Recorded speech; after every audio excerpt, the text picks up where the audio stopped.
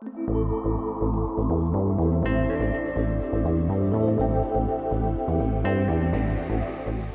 you're planning on mounting a beaded edge or folding tire without a tube, you will need a UST tubeless rim, the high-quality Continental Revo sealant, and a kitchen brush with synthetic bristles. Keep in mind that you may need an electric compressor for mounting. Tires and their packaging contain the key technical data on the tires and tips for their correct application range. For best results, clean the tire before mounting it. Shake the bottle of Continental Revo sealant. Pour a little Conte Revo sealant into the tire. Take the kitchen brush and carefully clean the inner surface of the tire. On the basis of the muted white coloring after brushing, you can check whether you have caught every area of the tire. Make sure that you also brush the bead of the tire so that you remove tire production residue there as well. The more careful you are with the preparations, the better you can seal the system afterwards.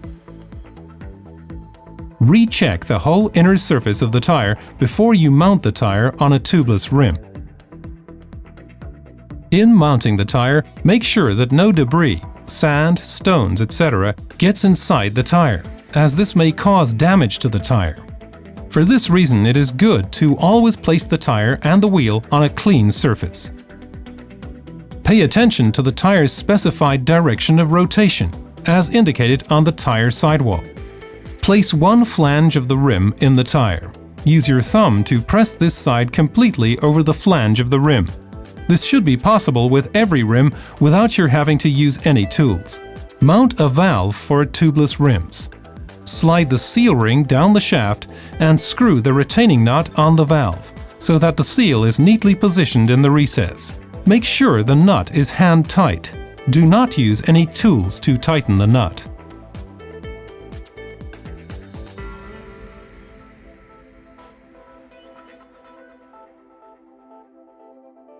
Starting at a point opposite the valve, press the other tire side over the flange of the rim.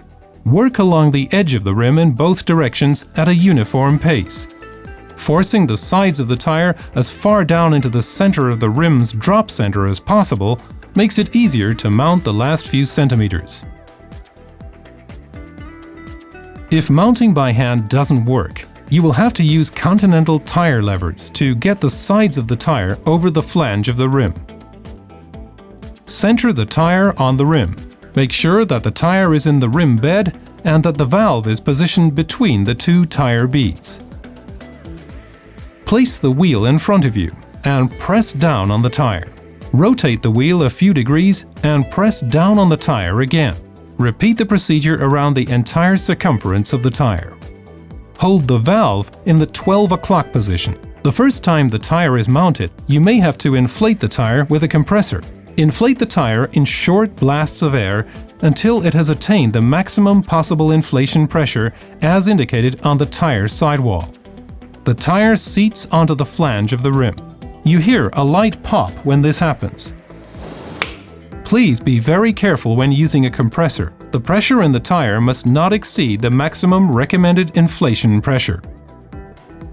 Check the seating of the tire by observing the characteristic line above the rim flange. The characteristic line should be evenly spaced from the rim on both sides over the entire circumference of the tire.